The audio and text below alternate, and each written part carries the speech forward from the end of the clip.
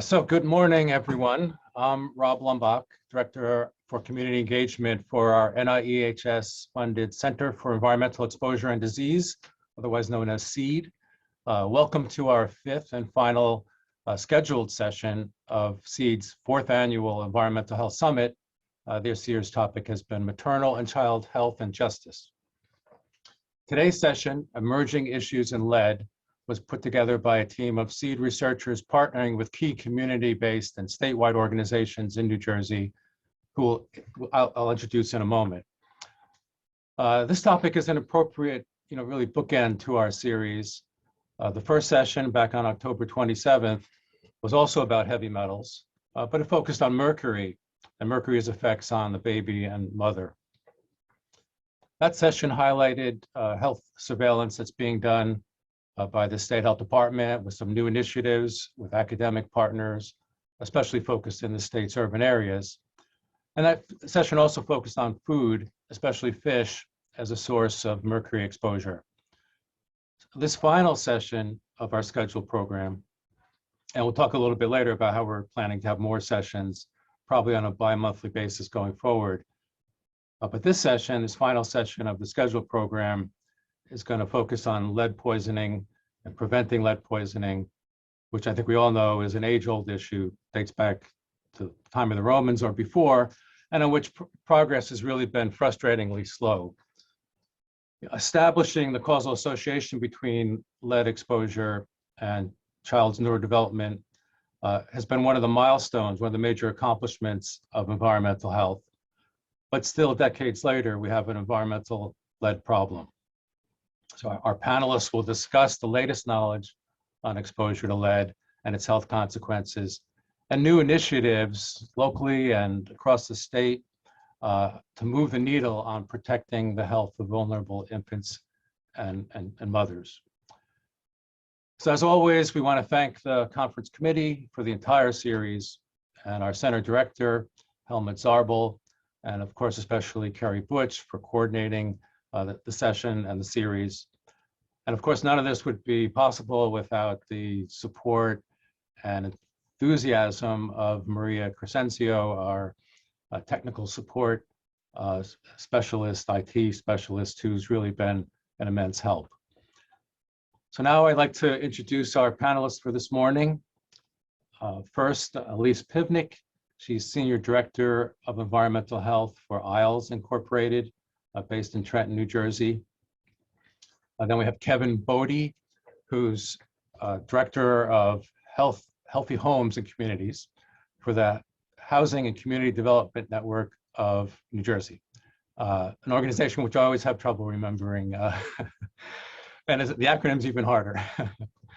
So I welcome Kevin.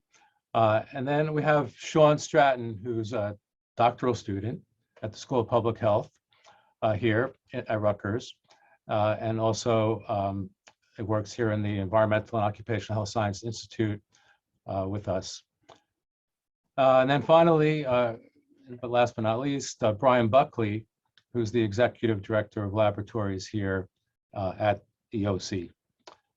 So thank you all for coming. Again, a reminder to use the chat for questions. And so without further ado, I believe Elise Pivnick will be our first speaker. Hi, everybody.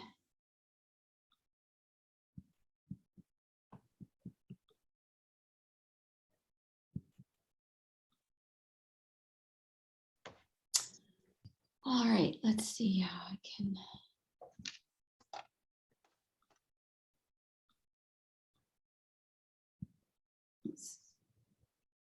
Trying to get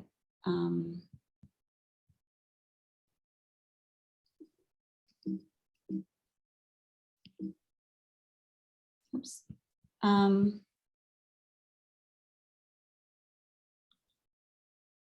Sorry, I'm trying to get the panelists off of my screen, and I'm not having success here. All right. I'll just do it this way. So hi there, Elise Pivnick here from Isles. We are a 40-year-old community development organization we have a mission to, whoops, I don't know why it's on. I'm gonna have to.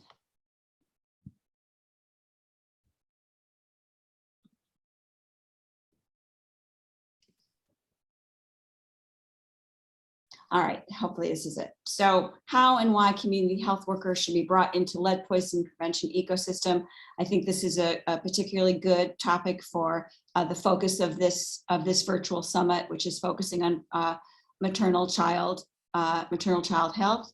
And Please, your presentation is not up. You need to Right, share. you need to share your presentation. oh.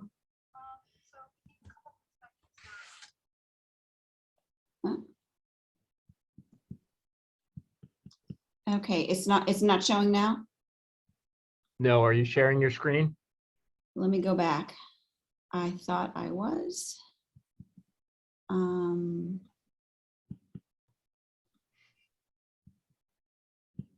Okay, here.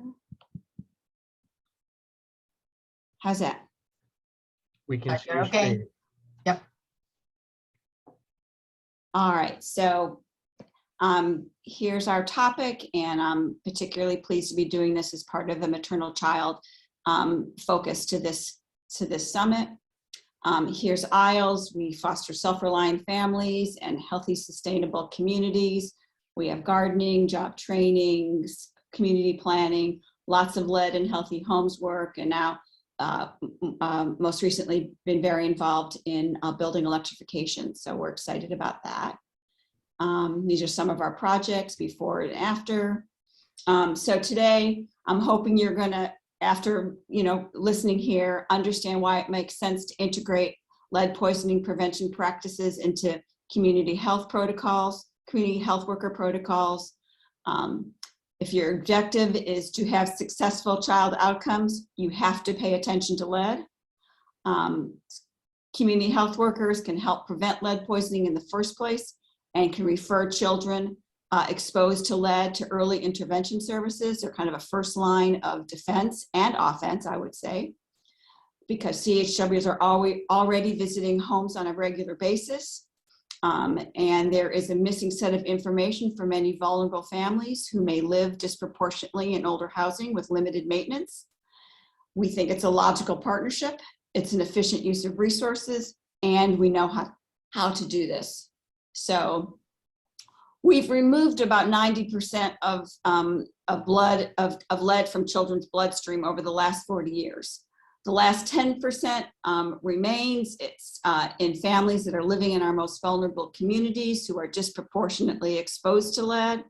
And what we know is nationwide, and certainly in New Jersey, there's not enough proactive inspection protocols going on. And New Jersey's really headed the class in so many areas of lead poisoning prevention. And we want to add this tool to New Jersey's toolbox to make us even better. And it makes sense to use community health workers who are already visiting homes on a regular basis. And we think more agencies could be involved, and there could be better coordination of using community health workers for lead poisoning prevention. Let's see. So if you were, I like to always include this quote, if you were going to put something into a population to keep them down for generations to come, it would be lead. And this is by Dr. Mona Hanna-Attisha, who is, I consider her kind of the rock star pediatrician for exposing and revealing what was happening in Flint after they changed their water. And the whole entire population was tragically and unnecessarily exposed to lead with long-term consequences. So the community health worker army, I call them. They're untapped warriors for lead poisoning prevention. In 2017, over 7,000 vulnerable families were served by CHW home visitors. They work across multiple New Jersey agencies, and they meet the so many needs of vulnerable families. And I include this this graphic here because it's from a coloring book back from the 1940s, where the Dutch Boy Paint Company was celebrating the lead in their paint and making sure that everyone thought it was very fun. And it was a coloring book for boys and girls, which is really gives you kind of some context for how far we've come in terms of recognizing that lead is bad, but this is what we were up against with paint companies celebrating its use. So what is a community health worker? They're frontline workers, they're trusted members of the community. They're a very important liaison between social services and the community to facilitate access to services. They're culturally competent for the groups that they're visiting, and they're capacity builders. They increase health knowledge and self-sufficiency, and they provide informal counseling and social support and advocacy. They're kind of a natural for this role in our opinion. And CHWs is an emerging profession. Again, they're doing this bridge building. It's recognized as an important way to reach the most vulnerable families that are often the most difficult to reach with health messages. They advance the goals of, addressing the effects of social determinants of health. And we also have, New Jersey has a unique entity here where at the very beginning of the pandemic, there was the creation of the Colette Lamont Gillette Community Health Worker Institute to provide consistent training to our community health workers. And we've been working hard to make sure that Lead in Healthy Homes gets included as a module for training here. So these are some of the adverse childhood experiences and environments we hope community health workers can address. And you'll see at the bottom that says poor housing quality and affordability under the root system. If I'd been in the committee making this chart, I would have put lead poisoning as an adverse childhood experience, not just a adverse environment, which should be in both areas. But this is the kinds of issues that community health workers are charged with, in many cases, charged with addressing. So there's a lot of, New Jersey has a lot of programs for this, and we've got Parents as Teachers, and there's Healthy Families New Jersey, and there's also the Nurse Family Partnership. So there's a total of about 50 centers and bases for CHW home visitors all around New Jersey. There's centralized intake for these three major programs. I'm not going to go into big detail, but I just want you to know that these programs exist, and they're, in our view, it's a natural partnership to include lead in healthy homes information. Again, that's the Nurse Family Partnership, and they go out on a regular basis, and that's the beauty, I think, of the partnership. When ISLES goes out to assess a home, we visit 1 or 2 times. We don't have a long-term relationship with the family, so this is a great way to have someone who's trusted and takes time. We'll be working with the family over time. So again, here's some more programs: Help Me Grow, Healthy Women, Healthy Families. New Jersey has 58 family success centers. And our view is that we should be training everyone who works with children on lead in healthy homes information. So we also, ISLES runs the Center for Energy and Environmental Job Training, and also the New Jersey Healthy Homes Training Center that's partially funded by the New Jersey Department of Health. So it's, again, a natural partnership, and we would be making the most efficient use of our resources by having our CHWs paid out of one pot of money, being trained by the training center that's also funded by the state. Let's put them together. All right, so CHWs have minimal training in lead in healthy homes, and so we see this as a missed opportunity. Again, it's just a better coordination and more efficient use of resources to train folks in this body of knowledge. All right, so here is what we recommend. Let's integrate lead in healthy homes knowledge into the home visiting protocols. Talking about a family's home condition is very, very sensitive. It takes time to gain trust on these home issues. And I always like to share this story, which over the years, I've also worked with a colleague who used to be in AIDS education, and then she moved over to doing education about healthy homes. And she said, it's harder to talk to people about their home condition and cleaning habits than it is to talk about their sexual history and habits. So it's a very sensitive area, and that's why it takes a very sensitive CHW who can find the way to assess a family's home and gently, guide them to ways they might be able to protect their family, their children. So imagine this new role of community health workers. Use our IELTS Center for Environmental Job Training. We'll train in the 8 principles of a healthy home. Keep your house dry, clean, contaminant-free, pest-free, etc. Obviously, lead's included there. And we get to reinforce the class training with in-house practicum. So how to conduct a training in a client's home. We've done a pilot where not only did people take our course, but we went with them into their client's home and role-played how to do that walkthrough assessment. So you can apply the knowledge in the client homes. We do the home assessment for lead, asthma, and injury-causing conditions. And the goal here is to assess and correct a home before a child can be poisoned.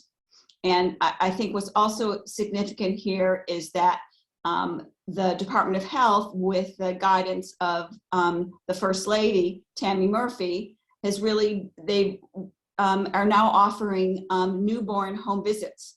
And it's an opportunity at that very earliest stage to do a walkthrough of a home and identify if there's lead and refer families to the other programs which we have, which is DCA lead safe home repair programs. So we've got an opportunity to integrate all of our resources at the state level.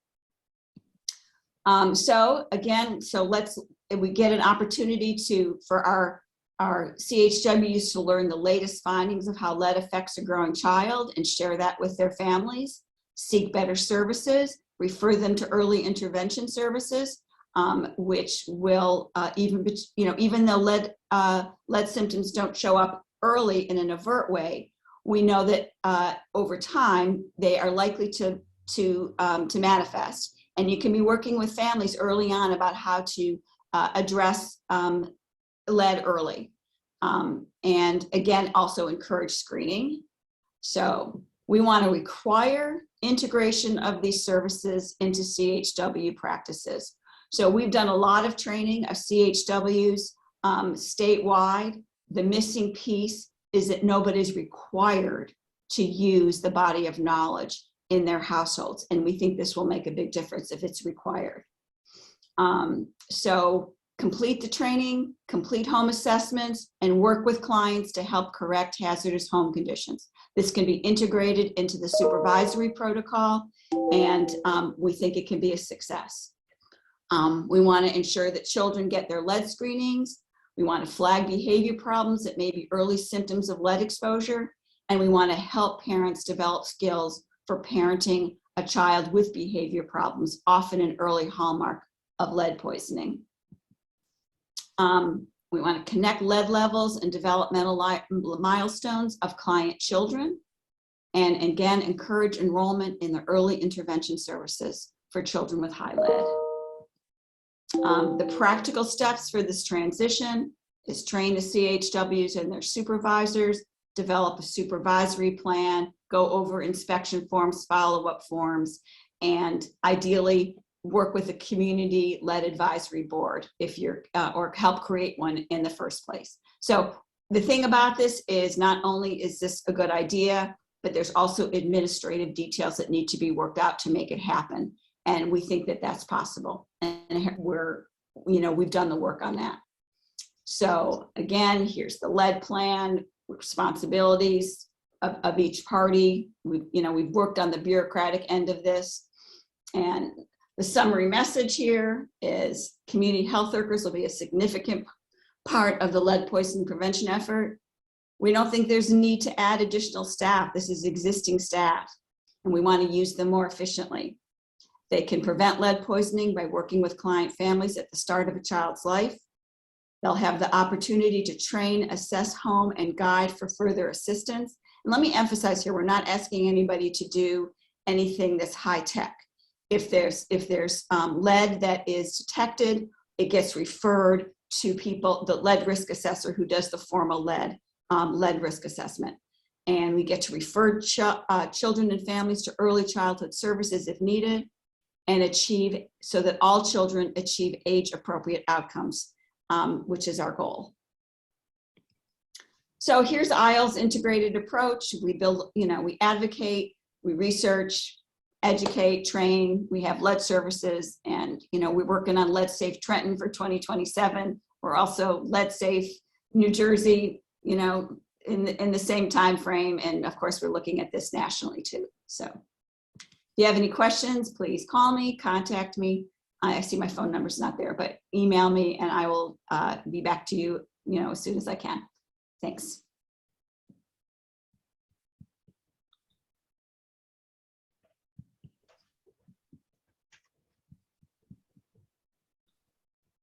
Okay, believe that is where I step in here. Good morning, everybody. I'm Kelvin Bodie, Director of Healthy Homes and Communities with the Housing and Community Development Network of New Jersey, or HCDNNJ, or the network, as I'm just going to refer to it from here on to be merciful to everybody. So it's actually very good that I'm going after Elise, as this is a very nice segue in. Kind of starting it off, what is the network? Just in general, we are a network of over 250, maybe a little over 270 at this point, fellow community developers, health providers, individual municipalities, philanthropists, banks, and kind of other various organizations that all want to intersect their work on community development. So what that means that we kind of do as a network is three general purposes. We try to look for best practices and resources that we can give to our members in their communities so that they can meet their goals as well as they possibly can.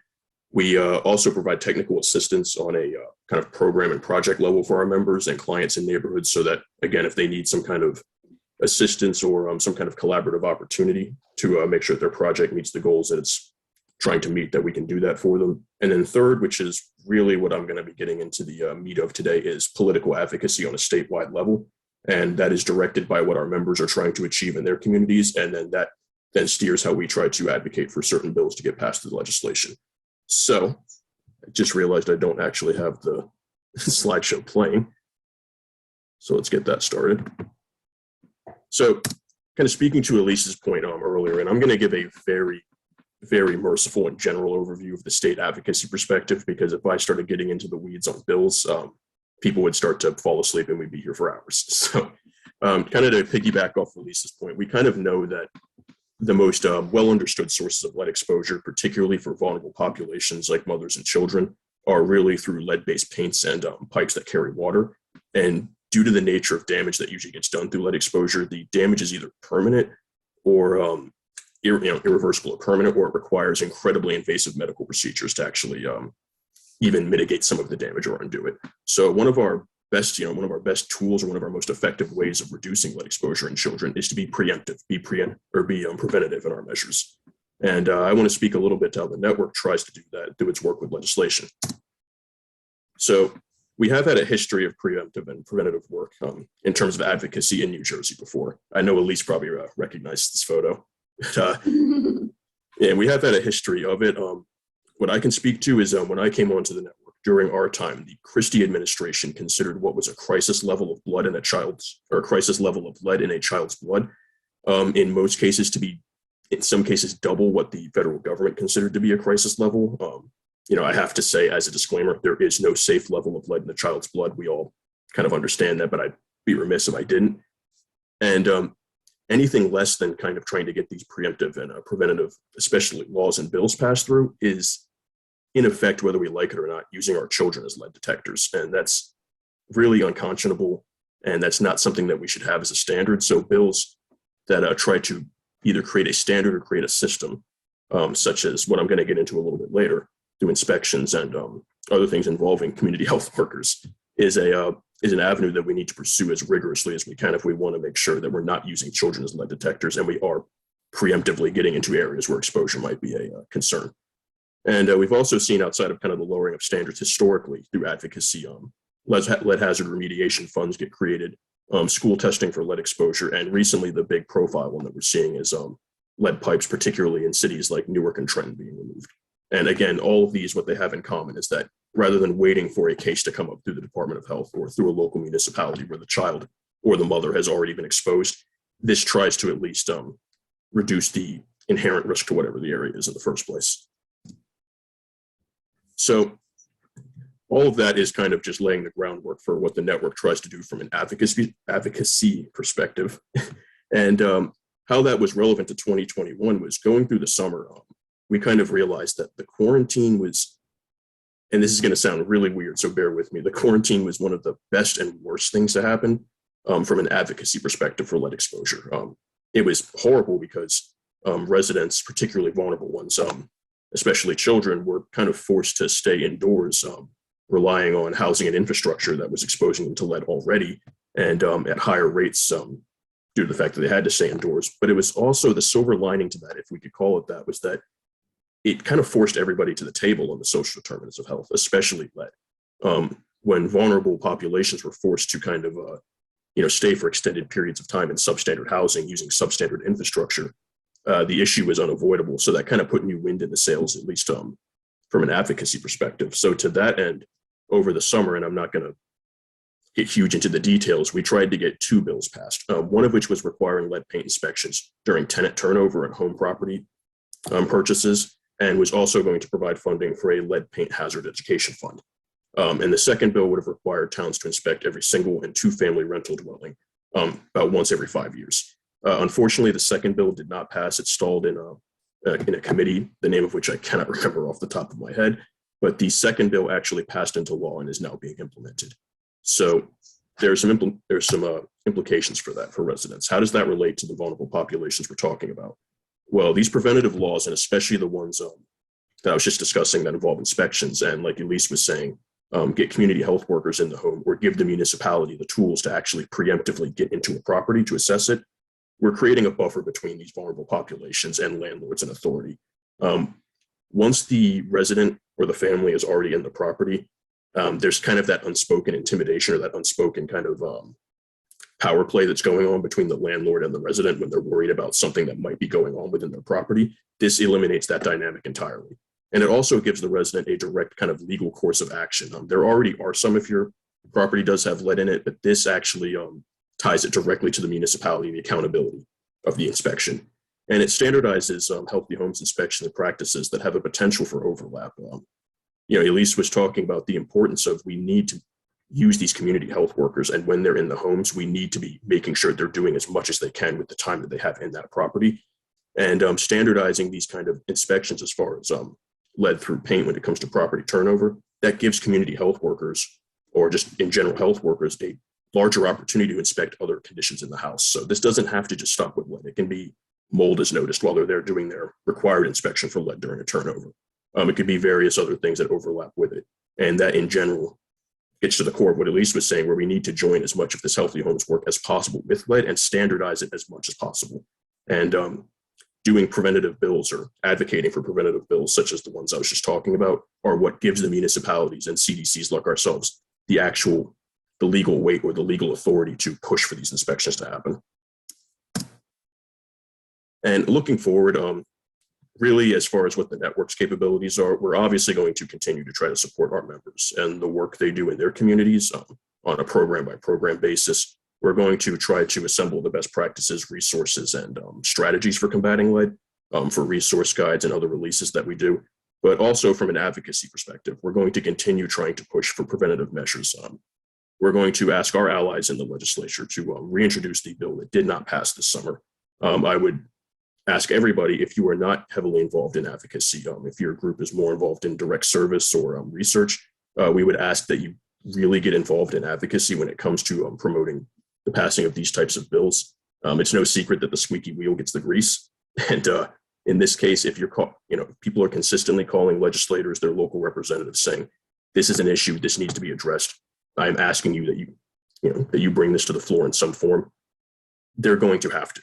That's just the name of the game as far as politics and advocacy goes. So we ask that if you are not already involved in advocacy when it comes to healthy homes issues, specifically lead, please get in contact with us. We can certainly set you up right there. And in addition, if you're interested in being a member or connecting with some of our members in the work that they do in combating lead exposure, we'd certainly be interested in getting in contact with you there. I think I blew through my presentation a little faster than I intended, and I just realized my contact info is not, let's see, is not in the chat box or not on the slide, so I'll make sure that's there as well. So yeah, just kind of summarizing and recap that the network, from what it does, a few different things, but at least for the focus of today's session, that preventative work in terms of advocacy is crucial in making sure that the community developers on the ground, the community health workers, and the other people involved in direct service actually have, the authority and the arsenal they need to conduct these things. So that's this is the awkward part where I'm done speaking. I don't really know if the next person's ready, but thank you for having me. I'll be happy to answer any questions. Sean's coming on next. If you want to give a shameless plug, or we don't call it shameless, we love the Housing and Community Development Network of New Jersey. If you want to talk a little, just invite people to your upcoming convention, that would be great too. Yes, and thank you, Carrie, for saving me there, because again, I'd be kicking myself if I didn't plug this in. We're having our Healthy Homes and Communities Virtual Summit. I believe it is April 29th. Again, it is virtual, so don't have to travel or get stuck in Trenton traffic to go to it. We will also be discussing further preventative measures on lead in terms of advocacy, and also highlighting the recent developments in Nurture NJ. So hope I can see everybody there. And again, thank you for having me. I'd be happy to answer any questions at the end of this.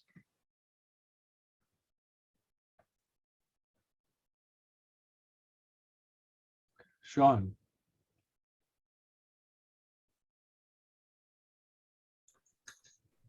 Hi, everybody. So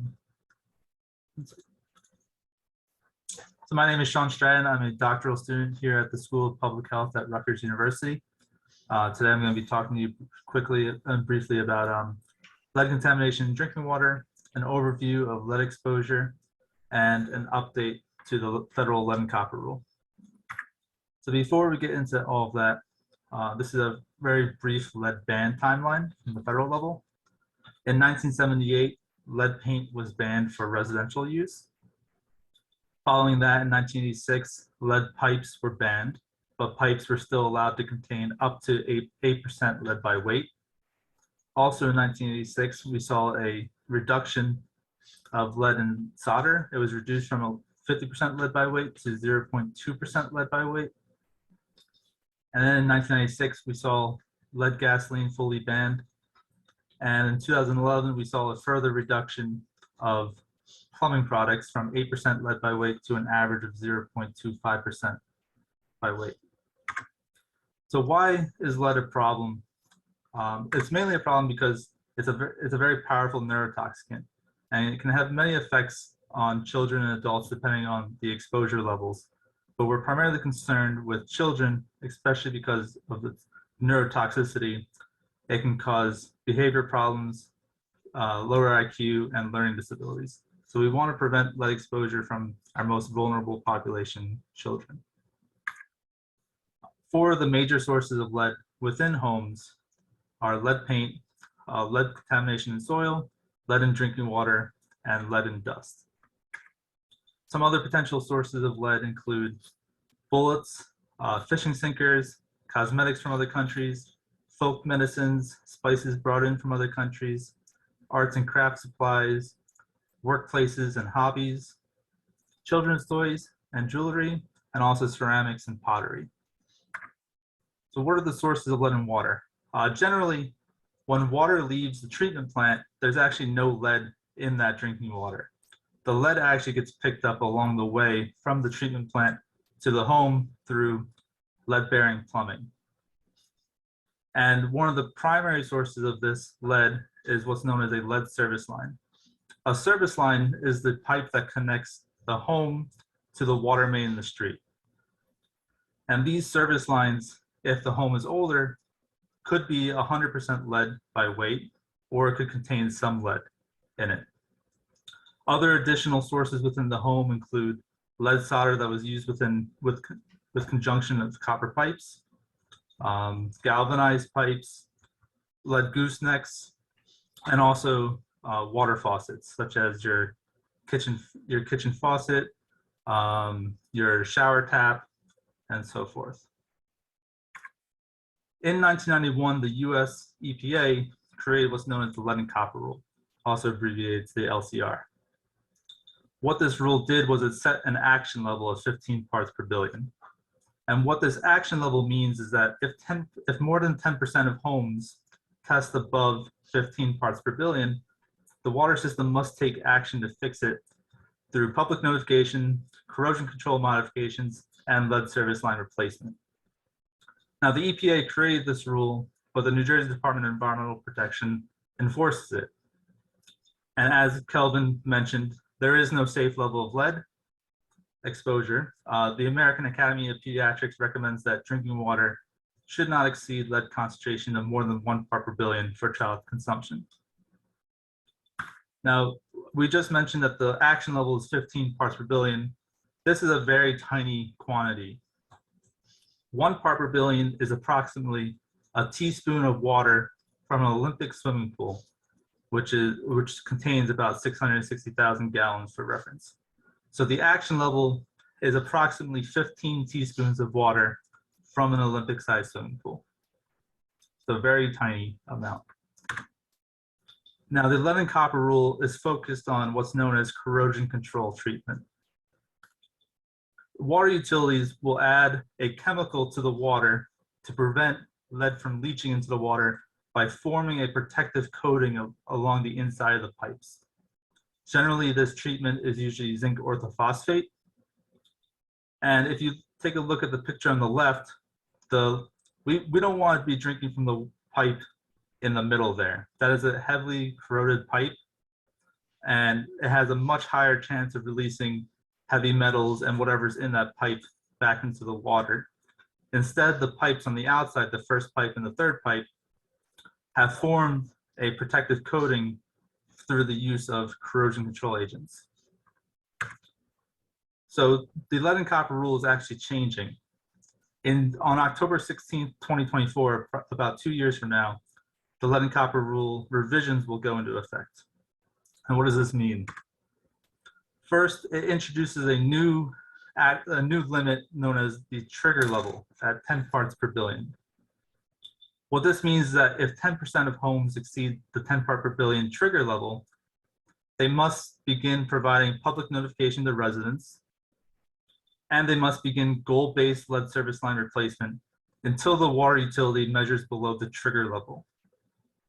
The action level of 15 parts per billion still remains the same, and goal-based is an agreement between the water utility and the state on what they believe is a feasible amount of lead service lines to replace per year. Now, underneath the lead and copper rule, we have specific ways of how we measure lead in our drinking water, and how we sample can bias our results. So underneath the current lead and copper rule sampling method, we collect what's known as a 1 liter first draw sample. What this means is that you allow the water in the home to stagnate within the plumbing for at least 6 hours. This means that you don't use the water at all for 6 hours. You then collect an immediate 1 liter sample from the kitchen faucet. And this primarily captures water that was stagnant within the home, water that was stagnant within the kitchen faucet itself, and water that was stagnant underneath the sink and so forth. The issue with this sampling method is it doesn't capture water that was stagnant within a lead service line if it was present. And oftentimes the lead service line can have a much higher concentration of lead in the water that's stagnant with the service line than water that's stagnant within the home. So the new sampling method for homes with a lead service line will be collection of a 5th liter sample. It'll still be done after the stagnation of at least 6 hours. And the idea behind this 5th liter sample is it potentially captures the water that was stagnant within the lead service line, potentially providing you a worst case lead scenario. Now, what happens after action level exceedance? So underneath the current LCR, if you exceed the action level, you have to implement better corrosion control. You have to provide public notifications. And if you have lead service lines within your water system, You have to start replacing them at a rate of 7% per year until the system tests beneath the action level again. Underneath the new lead and copper rule, you still have to implement better corrosion control, and you still have to provide public notification, but instead of replacing lead service lines within the system at a rate of 7%, you now have to replace at a rate of 3% per year. The issue with this is, let's say you have a hypothetical town with lead service lines. At a rate of 7% replacement per year, it'll take about 14 years to replace all lead service lines within that community. At a rate of 3% per year, it'll take about 33 years to replace all lead service lines within that community. So the lead and copper rule revisions are actually getting less stringent on lead service line replacement, which is an issue. Now with New Jersey, this is less of an issue because New Jersey has actually passed a law to replace all lead service lines within the state within the next 10 years. Other things that the lead and copper rule, the new revisions do, is underneath the old lead and copper rule, if you had your lead service line replaced, that was it. There was no follow-up actions after lead service line replacement. Under the new lead and copper rule, the water provider must also provide a pitcher filter with 3 months of cartridges after your lead service line replacement. And this is because during lead service line replacement, it can actually spike the amount of lead in your water and increase lead levels due to the physical disturbance of pipe replacement. Additionally, the water provider must also collect a follow-up sample between 3 and 6 months after the lead service line was replaced.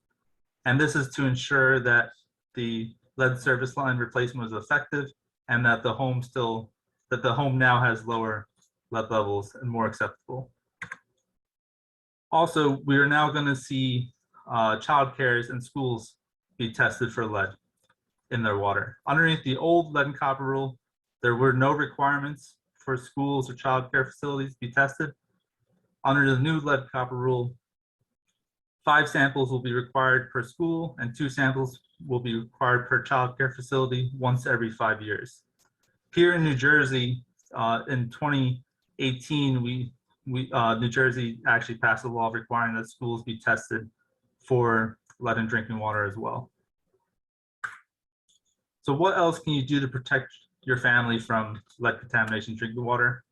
First, you can use a filter that is approved to remove lead from drinking water. These both come in pitcher filter formats and sink and faucet mounted formats. Also, use only filtered cold water for cooking and preparing baby formula. Warm and hot water is actually more efficient at leaching lead from pipes that contain lead in them.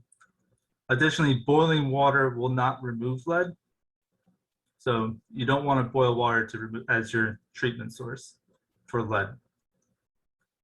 You also want to regularly remove and rinse what's known as the aerator and faucet screen. That is the bit of the faucet that unscrews. Lead particulates, which are very tiny pieces of lead, will build up along that screen and then can redeposit into your water in the future. And finally, you can run the water for at least 5 minutes after long periods of stagnation. This will flush your home plumbing system and remove any water that was in long periods of contact with plumbing that contains lead. I'm going to talk quickly about Newark. So many of you may know that Newark had a large lead contamination in drinking water problem. And in the past 30 months, Newark has actually replaced more than 22,000 lead service lines at a cost about $5,000 per lead service line. In addition to this replacement, they implemented a new corrosion control within the Pequannock water system in 2019. They moved from a sodium silicate to a zinc orthophosphate that has shown to be much more effective. And this aggressive approach between lead service line replacement and new corrosion control implementation has brought Newark back within lead and copper rule compliance. And overall, Newark demonstrated that this rapid lead service line replacement is feasible and can be an example for the nation for removing lead service lines. So thank you for your time. Feel free to contact me if you have any questions, and I'd be happy to take any questions during the question time. Thank you very much.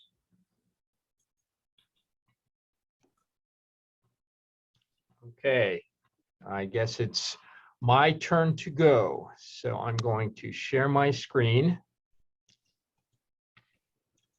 All right.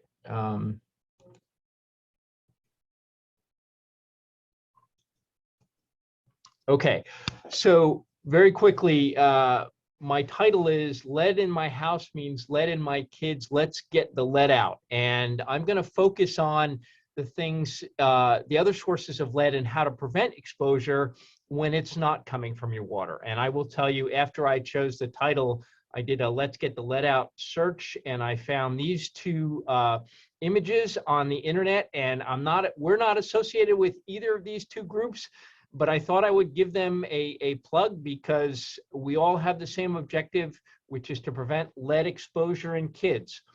So I'll tell you, we've been studying at EOHSI lead for a long, long time. In fact, it was the first project that I worked on when I got here more years ago than I care to admit to. But we started with the treatment of lead-exposed children and the National Human Exposure Assessment Study, and CLEARS, which was a childhood lead exposure assessment and remediation study, the Autism Center that we had here, and the National Children's Study all looked at potential sources of metals contamination, but two of these, TLC and CLEARS, were specifically devoted to lead, and we learned a lot in terms of exposure and how it occurs in a child's environment. Keep in mind, Sean mentioned the fact that lead in water is not just a New Jersey issue, it is a nation issue. I will tell you, lead exposure is not just a New Jersey or nationwide issue, it is a worldwide issue. This was a place that we went to in Romania to try and help them with their lead problem. And you might say, what am I looking at? Well, if you blow up that smokestack, that white capping on this column is from lead oxide, and this is a lead smelter that produces lead. So all of those sources of lead, from sinkers to bullets to everything else, someone has to manufacture that stuff, and this is a town that's located right there amongst the emission sources of lead in their community. So they deal with lead as a source all the time, and they have a very, very high exposure. I'm going to talk very, very briefly about the toxicology, and I want you all to know I don't expect any of you to take home all these messages. If you want my presentation, send me an email. You can reach Kerry and request, or if you were good enough to, you can review the recording, but I will send you the presentation so you have all this information as well. From a toxicology standpoint, meaning how lead causes harm in the body, there are two things that you need to know. The first is that lead tricks the body, not necessarily tricks it, but the body can't distinguish between lead and calcium. So every place that it looks for calcium, if you don't have enough calcium, or if your calcium is in competition with lead, your body will grab the lead thinking it's calcium. Okay, so it is a mimic of calcium is one way to describe it. The other thing I want you to know is that because it is a mimic of calcium, it passes both through the blood-brain barrier and the placental barrier, which means that if mom is exposed, the child in utero is exposed as well. Okay, and what does it mean in terms of toxicological endpoints? At high concentrations, you see everything from headaches and reduced sensations to aggressive behavior, but in kids, it's at much lower levels that we see the damage occurring. Loss of developmental skills and behavioral attention problems, hearing loss, kidney damage, reduced IQ, et cetera, et cetera. Lead is bad. There's just no safe limit. Everybody else says it. I will say it here at this point, but there is no safe level especially for kids. Okay. Kids are more at risk than adults, not just because of their developmental problems or not problems, but their developmental stages of life and the fact that lead is more detrimental to those developmental processes. But from an exposure standpoint, they have a higher absorption of lead. Okay, their body is starved for more calcium. They're more likely to exhibit behaviors that put them at risk. They crawl on the floor. They do all of those other things where lead is in a higher concentration than you and I might. They eat more lead contaminated items. And I just want you to pay attention to this picture because I'm going to talk more about it later on. And they need the nutrients more. They need calcium more. So how bad is the problem? These are some what I call cocktail party fun facts. This is just if you're exposed to lead, you're going to lose IQ points. IQ points means real loss in income later on in life, and they've done calculations on all of this stuff. I don't want to go over all of these numbers. You're certainly welcome to grab them later on, as well as the references where they came from, so you know where I got them. But I do want to try and make you all aware of how someone's exposed, and therefore how you might prevent an exposure if you understand how the exposure is occurring. So when we talk about exposure, and this is a little exposure science for everybody, we talk about both routes and pathways. And for lead, the primary exposure route is going to be ingestion. I know that there may be some inhalation. Dermal we don't think is a real issue, and certainly not we don't have active injection of lead going on. The pathways, however, are many.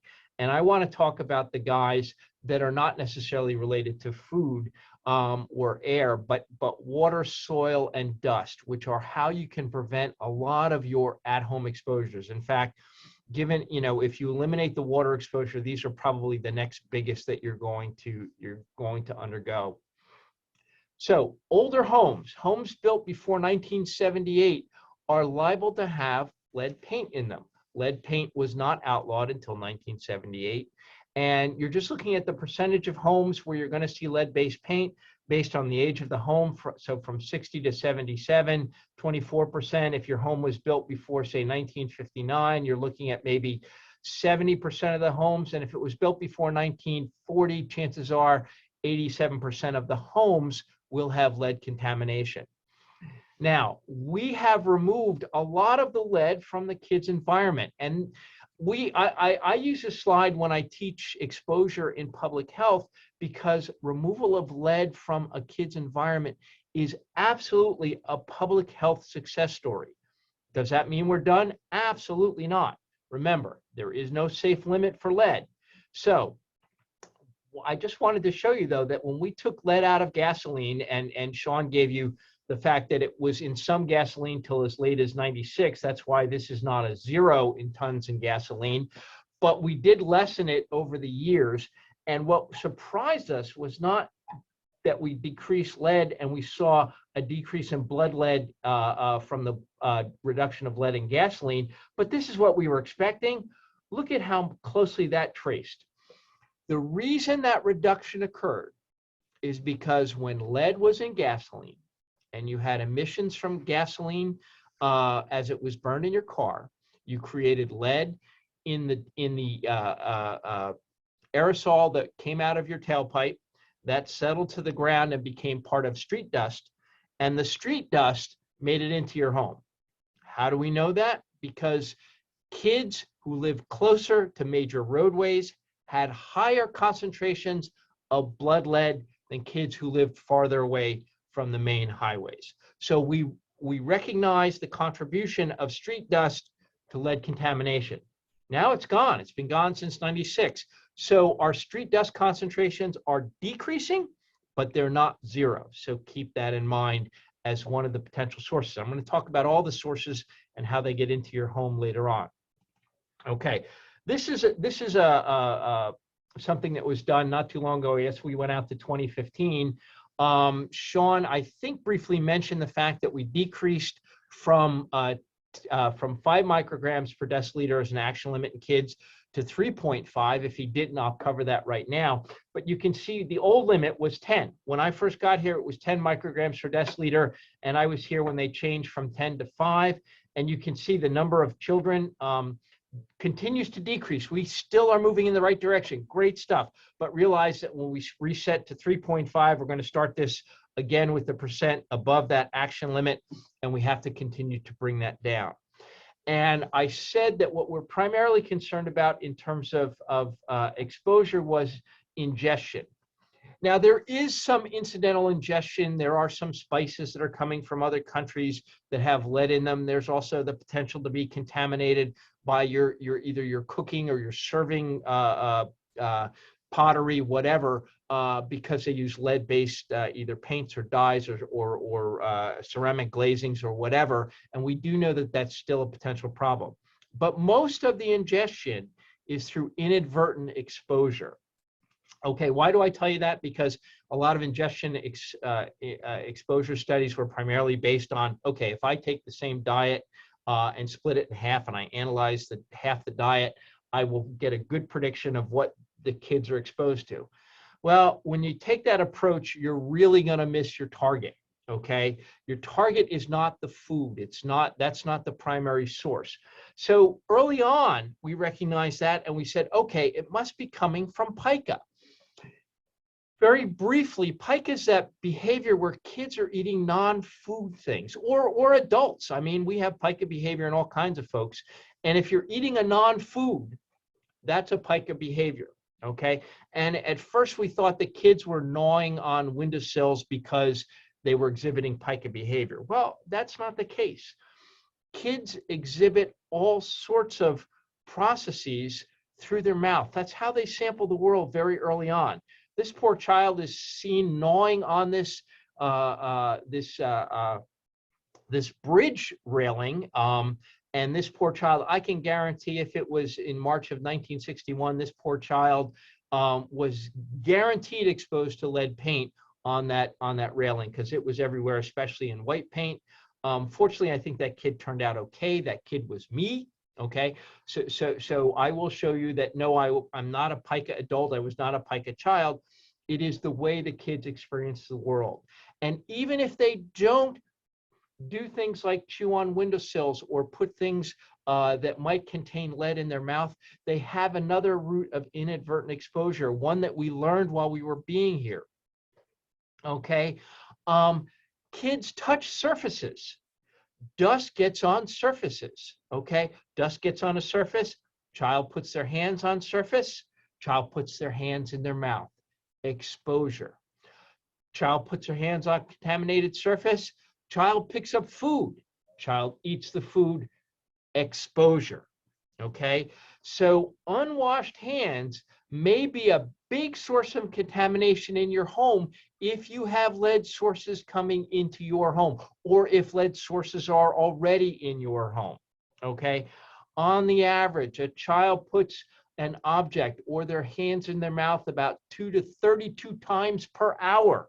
Okay, this was through a study that we did with some folks here. And 1.9 or 1 to 9 times per hour if they're outside. Inside, they're doing it a lot more clearly. So I think I can illustrate this best with a case study. All right, and I'm just going to give you ideas of how lead might get into your child without necessarily eating a paint chip or whatever.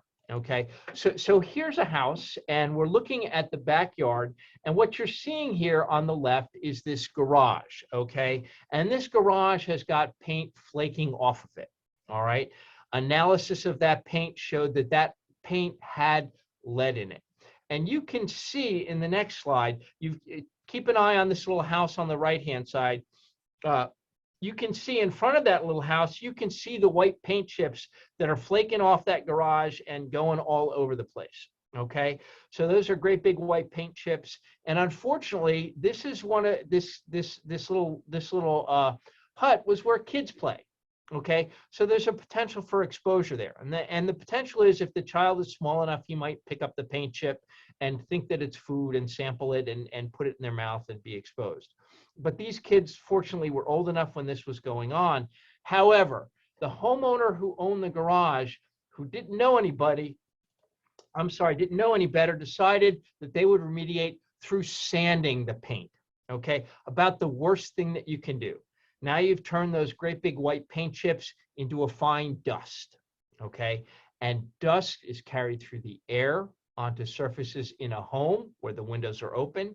It's carried into the soil. And unfortunately, soil is often where kids play. Okay, they like to play in the dirt, and they get their dirt on their hands, they get the dust on their hands from the home, and they get those into their mouth. And that's the inadvertent ingestion that I'm talking about. Again, remember that slide very early on when I talked about a kid picking up or having the banana in their hand? The way we tested this is we let kids play, okay? And then we had them pick up a banana and break the banana. And we measured the concentration of the lead or whatever metals we could find in the banana. Just by touching that banana, they contaminated that banana. And again, we did hand wipes to confirm that indeed the source was coming from their hands. It is an exposure pathway you need to be aware of. You also need to be aware, now these are more rare occurrences, but there are other potential sources of lead that are inadvertent. We did an analysis because we were requested to on turf fields, and the much older turf fields actually had lead as one of the dyes. Okay, the newer turf fields, it was not present, but we did find it on one of the Rutgers fields, the baseball field. One of the colorants did have lead as a colorant. So materials that are made, especially overseas, this is still a potential risk and you need to be aware of it. Okay, we also, another interesting story for another date and time is to talk about the lead that we found in Big Bird's nose. Okay, there was a child who had a high blood lead. We could not determine the source. We eventually traced it to the big bird that she sucked on. We analyzed, just so you know, we analyzed hundreds of big birds after this one, never found it other than that one source that was this child had.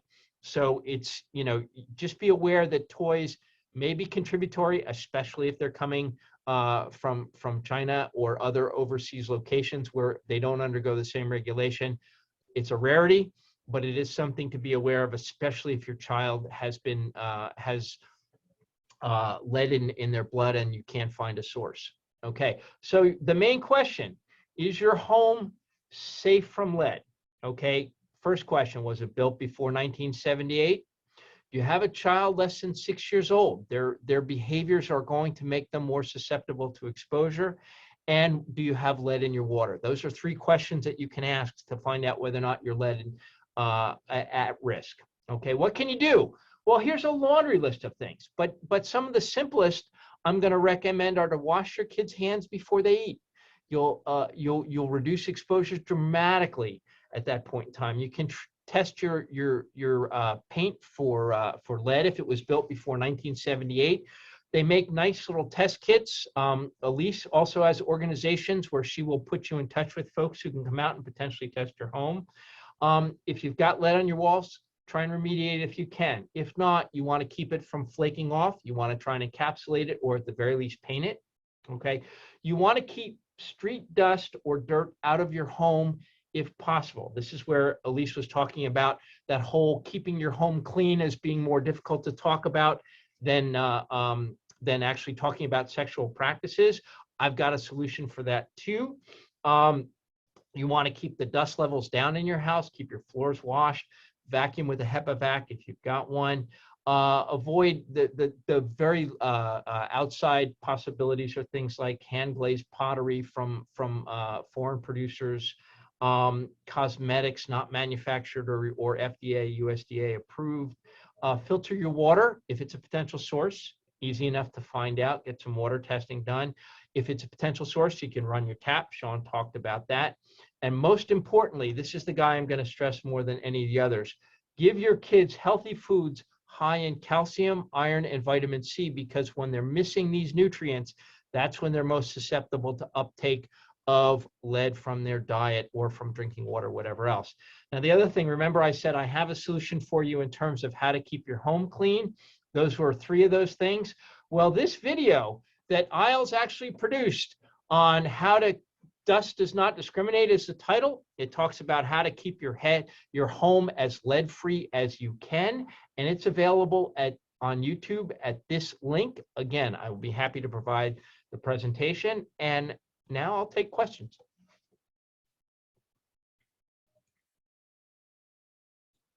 Thank you, Brian, and thank all the speakers for very informative comments and presentations.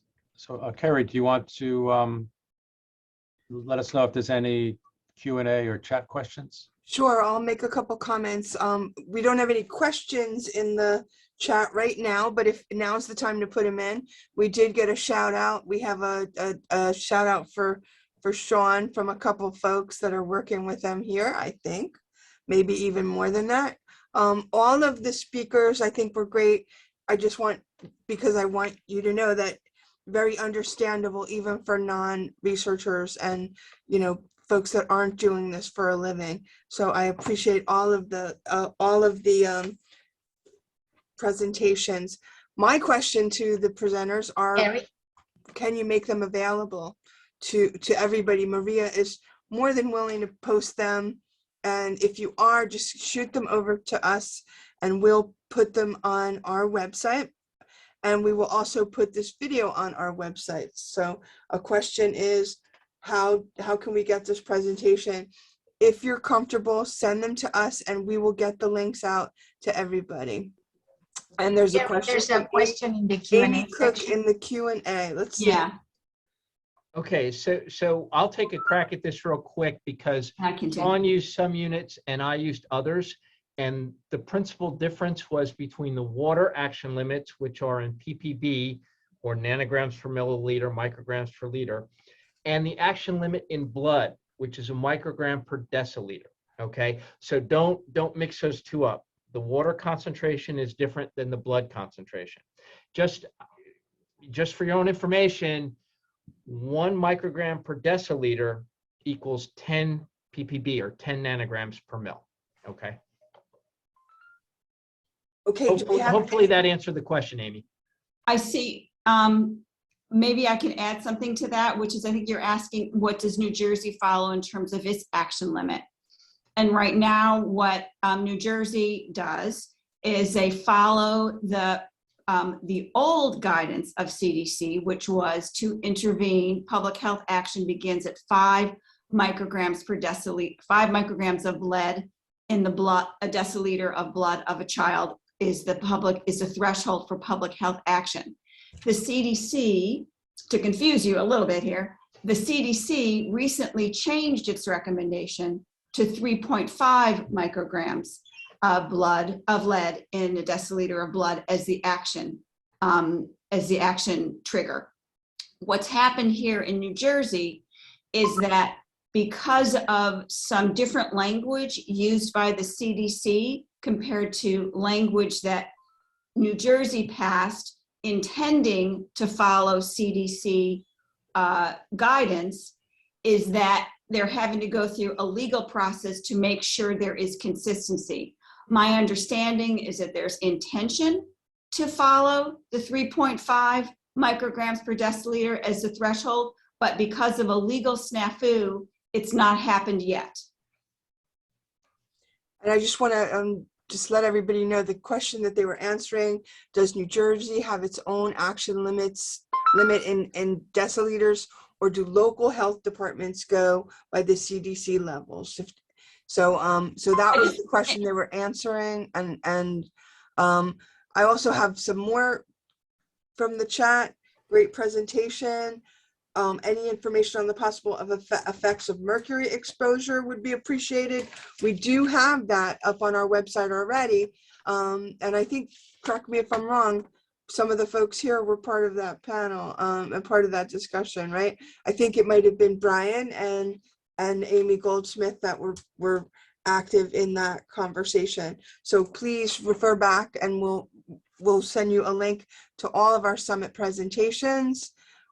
Are we getting any more questions? Keep them coming. I mean, here are some, Sorry, I have a question for Sean. Okay. Which is, now that Newark has abated almost all the lead service lines, when can we expect to see, like, whether there be an impact of that on blood leads, and then how might we see that? And do you have any ideas? It sounds like a research project, maybe for a graduate student. So I'm not fully, so the New Jersey, most recent data from the New Jersey Department of Health goes back to the state fiscal year of 2019. They haven't released their fiscal year of 2020 report yet for blood leads across the state. Generally, with blood leads in Newark, even throughout the high lead levels that were in their water, we have seen a continual downtrend in blood lead levels in children in Newark. But I don't have any further information because we haven't seen the most recent blood lead levels from the NJDOH. When do you expect that those would be available? It'll take a couple more years, or? Um, I'm not sure. Sorry, go ahead, Elise. I can say we've been told that it's, it's on someone's desk and that it should be coming out soon. We've been pushing at our end. So, your guess is as good as mine about what soon means, but it's a current issue. It's a current concern. Okay, I'm not sure, but the question from Amy was, what is your advice for REHSs working at county or local health departments in terms of what to communicate to people about blood level limits? The current CDC levels of 3.5 or 5 micro. Go ahead, Elise. Well, I think the important thing to emphasize is that there's no safe level, period. And 3.5 is a concern just like 5 is, and I think that's what gets emphasized. And you still want to do the same evaluation of the house and behaviors to see what the source of lead is and to remove it. So don't get too hung up on whether it's 3.5 or 5, because 0 is the only safe level. Okay, Elise, there's another question for you. How can the community health worker get the training? So contact me. We have a community, we have a course that we offer. I think that one is just started. It's virtual. We might be able to get you in, but contact me, contact ISLES. It's on our website. Emily Puskar, and I'll put her information in the chat, is administering all our Healthy Homes trainings, and it's free of charge. Again, we are DOH funded, and we welcome anyone who works with children is welcome to take this. Anyone's welcome to take the course, but we encourage people who are working with New Jersey children to take it. I'll put it in the chat now. All right, it looks like I have another question. What are your thoughts, advice in reference to the NJDOH policy related to private limitations that limit the scale at which BLL data is made available? Blood lead level. Blood lead levels data is made available. How can municipalities and LHD, local health departments, obtain and share this data? And how else can we know if interventions make an impact? And how can authorities be held accountable without this information? It's a lot, but go ahead, Elise. Well, does anyone else have an answer first? The thing that I will make, as I understand it, the health departments get the individual homes and addresses and kids that are in exceedance, okay? So while it's protected from the rest of us, the health departments do have access to that data, and they can do interventions in the home if they see a child above the action limit. So now the question is, how do public health providers outside a health department help in terms of things? I think folks like Elise and Isles and Kelvin and what they're doing, that's exactly how they do it. And they don't need necessarily individual addresses.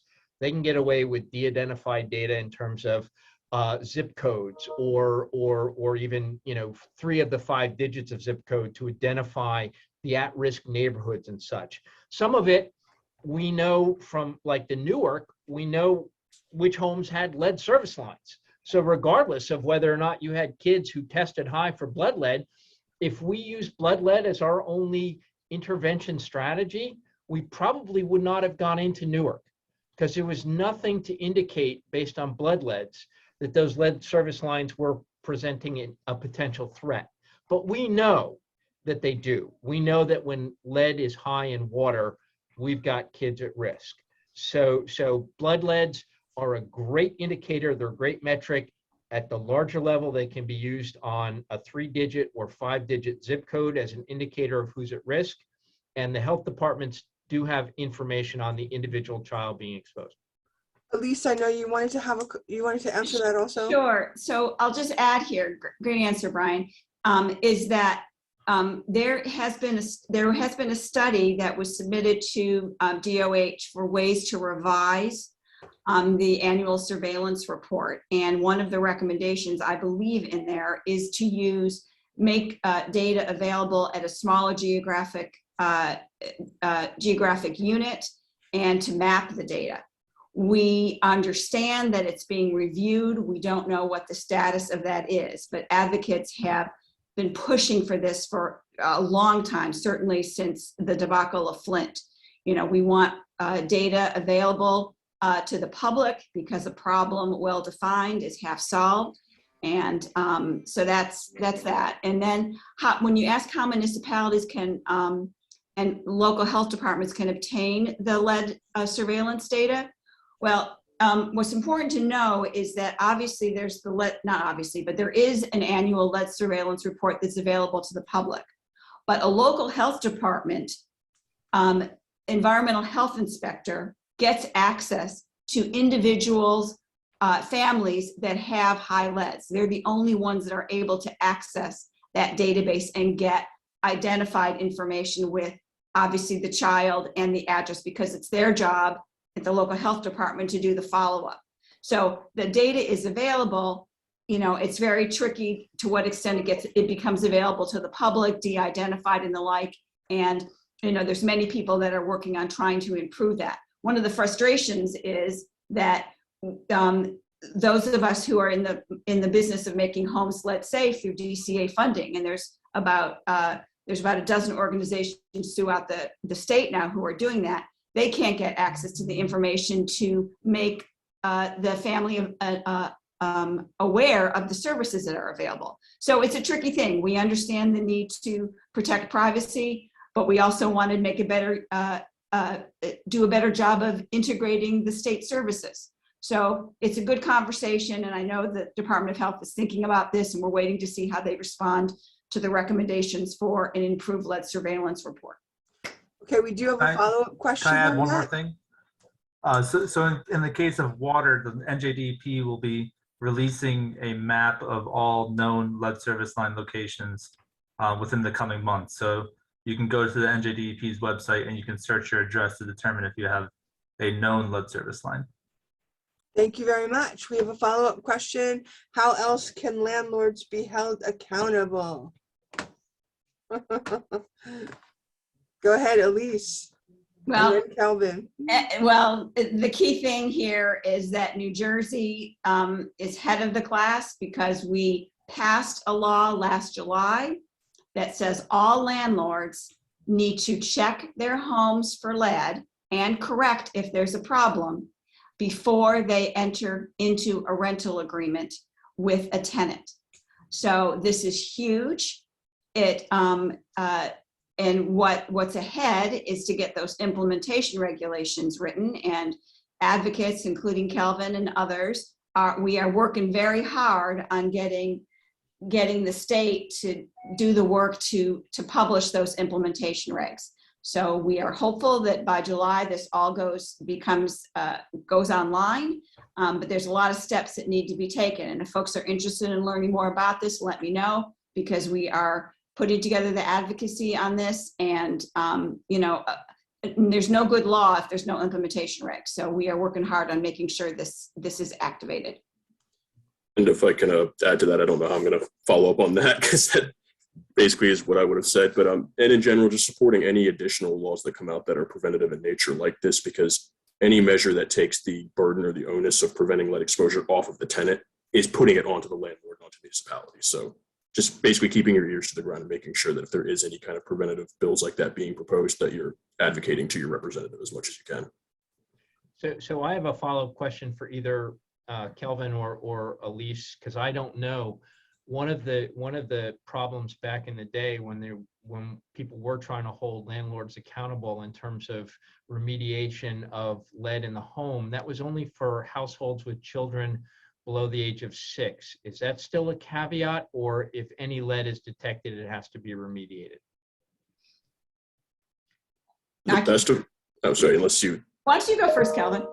To the best of my understanding, it is lead in general. It's not tied to if there's a child in the home. That is to the best of my understanding. Yes, it's based on the house. It's not based on the presence of children. Good, because back when we ran our studies originally, and this is a bit of a horror story, as we detected lead in the home, it had to be reported to the landlord. And what the landlord did a lot of times was just kick the tenant out. Exactly. Because they did not have to remediate if there was no child below the age of 6. So the fact that we're now addressing the problem, which is the lead paint, and not necessarily just the target protection, is a good thing. We do have a question from Rico Pekin. Does the landlord-tenant rental issue apply to seasonal? For example, summer rentals. Some of these renters are only renting for 1 to 3 weeks. Go ahead, Elise, and then Kelly. So no, it doesn't, to my dismay. It's like, I don't know, what's the expression about, want to watch people making sausage? It's one of those things that did not get in. Of course, we wanted it in, and it did not make it into the final version. Okay, and then I do have one other comment from the chat, which talks about Elise's no lead is good, lead message is best when you're dealing with the state regulations. So go ahead, Bob. Did you want to say anything? No, I just wanted to give Kelvin had a comment, I think, on the previous question, and now this question as well. Go ahead, Kelvin. Yeah, and in speaking to, unfortunately, those properties did not make the cut when it came to the bill. As Elise was saying, we're very disappointed on that. But also the other side of kind of the puzzle, at least for this particular issue, is unfortunately the bill that stalled last year, which is, while the bill that we just had passed last year during the summer was saying that during property or tenant turnover, the house needs to be inspected, we're still kind of missing the other side of it that we wanted to achieve, which was every 5 years in case there is a 1 to 2 family rental where they perhaps are staying for an extended period, or they like the area, so they're not, getting rid of the lease. So I would say, at least just personally and as a representative of the network, kind of going forward, making sure that from an advocacy perspective, we match that piece of not only during the property turnover, but during an incremental basis, so we're not missing anybody in those properties. Go ahead, Elise. I can add here that the other thing we're working on is, a really big missing piece here is what happens at point of sale. And we are trying to, we're in the midst of drafting a bill that will require a seller to reveal to the buyer whether there's hazardous lead present in the way that we now have to do for radon. It's in the early stages, but there is wide recognition that this is a huge missing piece, and it's tricky. You can imagine the pushback that we'll get from real estate interests, but it may be just a right to know, but it's huge. And we, at Isles, I've been working on doing this for a long time, and it's heartbreaking to get the calls from a family that says, I had no idea there was lead in this house and my child's now poisoned. I had no idea. Okay, I'm going to give everybody the opportunity to give a last 1 minute closing statement. If you'd like to take the opportunity, we'll start with, I'm looking at my screen, we'll start with Kelvin. Yeah, sure. Just again, told you what I was telling you. Told you what I told you, and I'm telling you again. Just very quickly, nothing happens in a vacuum. So in order for researchers, our on the ground workers, and our volunteers to have the best chance of succeeding as they can, we need to make sure that we're matching that work with what's going on on a legislative level, statewide and municipal wide. And then we'll go to Sean. If anybody has any further questions about lead contamination drinking water or the federal lead and copper rule, how it's changing, feel free to email me. I'll drop my email in the chat now. Elise. So the big message is that there's no safe level of lead. It comes from many sources, and you all can help through your networks to prevent lead poisoning in the first place by helping people understand this. And Brian. I will just recognize and applaud the work that both Elise and Kelvin are doing, because we can study a problem, we can identify it, but in terms of real intervention strategies that actually have some teeth, being able to take it beyond what our studies can do, they're the folks who are boots on the ground. Thank you. And I'm sorry, final, or did somebody want to jump in real quick before we do our final? All right, Rob Lumbach. Well, thank you all. And again, I think like this whole series has really been, an exercise in bringing together activists, people working in government, policymakers, decision makers, with scientists, academics, as well as in government regulators. So I think this is just another example of how, coming together and talking about problems together, how we do complementary work. And we're looking forward to continuing to do this more. Although this is the last session of the scheduled Environmental Health Summit, these sessions have been quite popular, I think, and we've gotten quite a good turnout. And it's relatively easy to do in the age of Zoom. So I think going forward, keep your eyes open, look out for a continuing series, perhaps not as frequent as has been in the last few months, but perhaps on a bi-monthly basis, we'll be sending out some communications to everybody who's been on the list of registrants for this series. So again, thanks to everybody, and Kerry for the final words. My final, just get in touch with us when we're probably going to send out a kind of a feedback, and we'd like to know what else you'd like to talk about with researchers and community members. So we're still going to go forward. We're getting very good feedback. Maida Galvez is here saying beautifully done, appreciate all you do, kudos, and that's the way I feel too. So thank you guys for doing this. Okay, we're on time. We're actually 2 minutes early. All right, thank you guys. Bye. Bye.